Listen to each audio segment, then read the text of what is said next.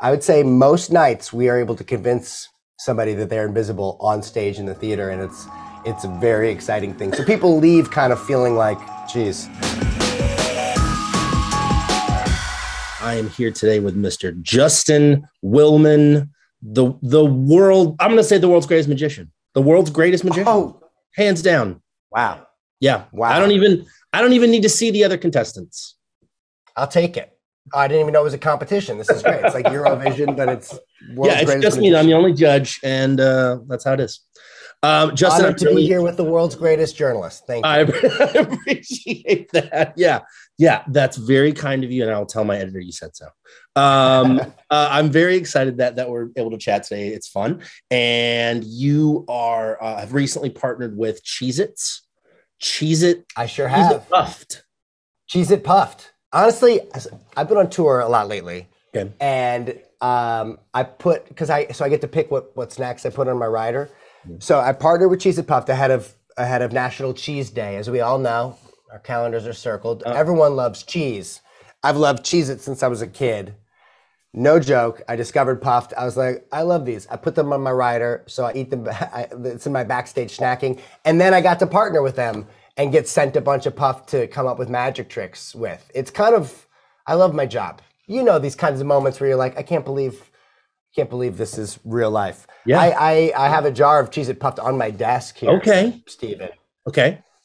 Listen, I'm the magician, you're the journalist. Let's switch. Let's turn the tables here. All right. I'm going to send you a mental number, the quantity of how many Puffed are in this jar. Sure. Because you don't know how many there are, right? No, I have no clue. I will say there's more than you think. Okay. Jar, it feels like nothing's in there because they're so puffy and airy. Just make eye contact with me, Steven. Good. How many Puffed are in the jar? What do you think? I'm going to say 43. That is exactly right. 43. Congrats.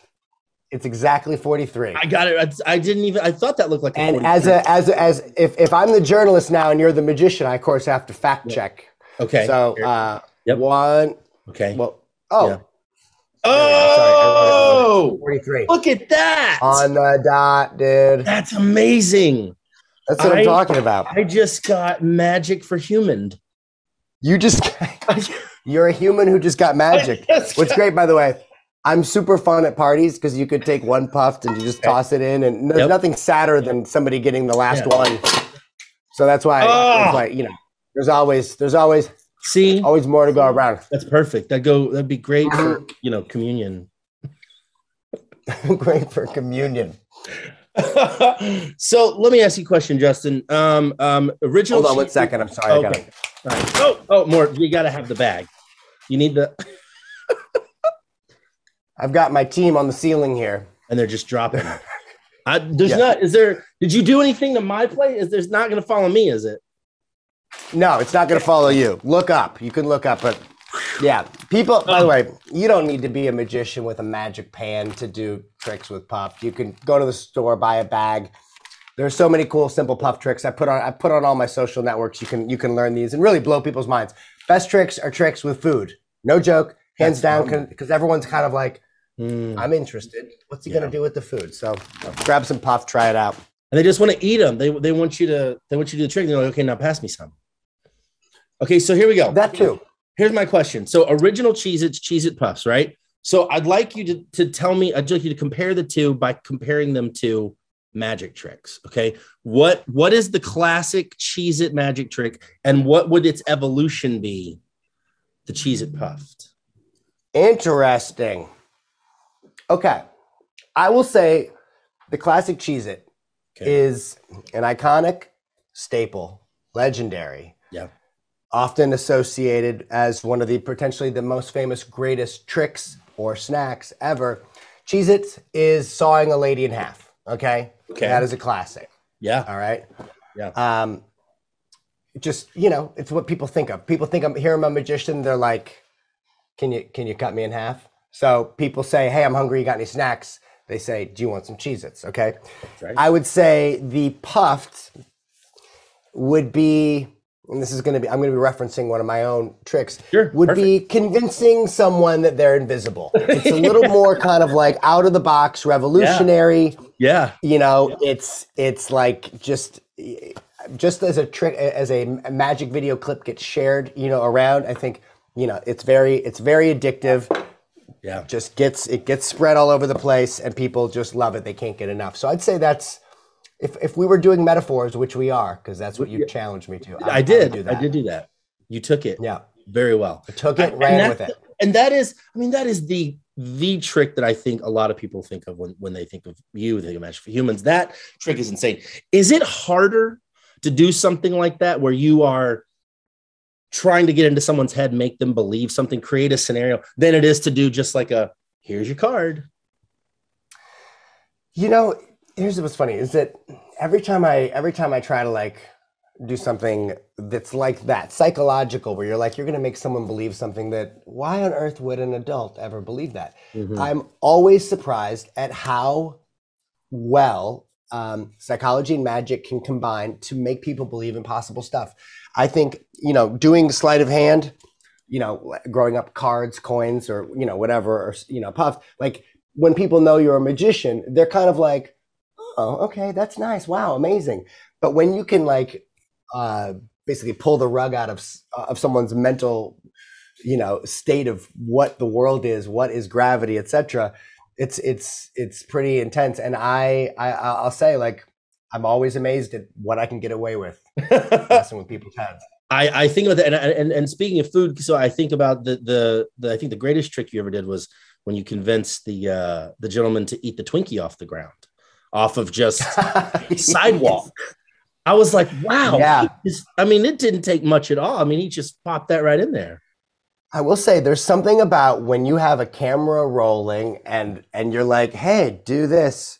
People just are kind of like, I guess I have to do this now. I guess this is my life now.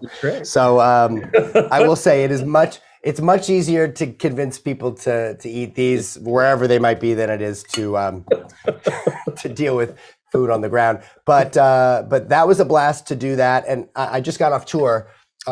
Speaking of the making people invisible, and every night on tour, I would find two people who had never seen Magic for Humans. And, you know, there's always the people who kind of came with a friend. They don't know what they're coming to. Right. And I convince them they're invisible on stage. And it's so fun because, you know, 80% of the people in the audience are fans. So they like know this bit, you know, they're like, am I getting to see the bit? And then, you know, the newbies don't know what the heck everyone's so excited about. And I would say most nights we are able to convince somebody that they're invisible on stage in the theater. And it's a very exciting thing. So people leave kind of feeling like, geez, like, you know, like in this day and age where we feel like we know how everything works and we're so smart and savvy, it's nice to just realize that we can still feel like a kid again. Yeah. And sometimes there's no trick. Sometimes people are just messing with you. Sometimes the whole audience is just pretending you don't exist. Exactly. And I tell people, I was like, this trick doesn't have to end tonight. This trick can last forever. Just keep pretending. Okay? And I always leave that up to whoever that person came with to use their power responsibly. Not to see them.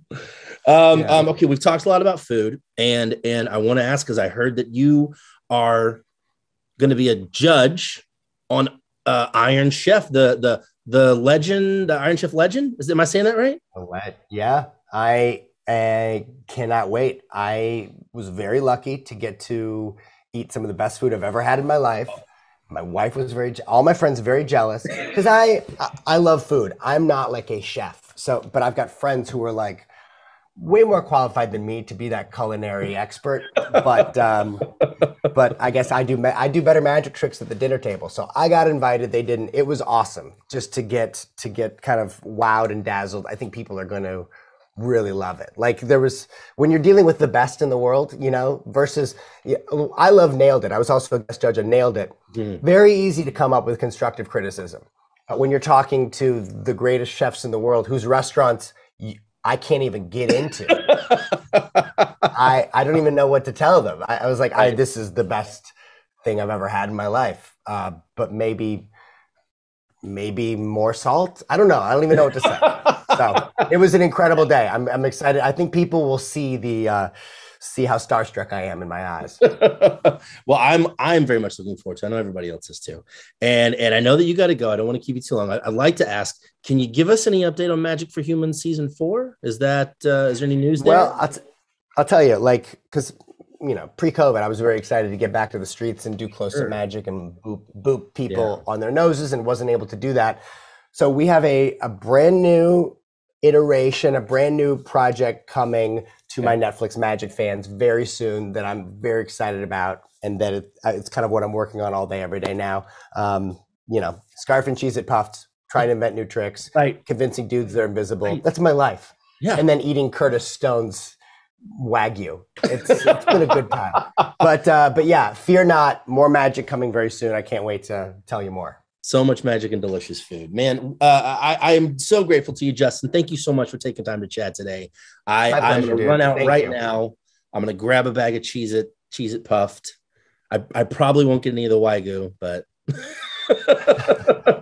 they pair well together. I'll see what I can do.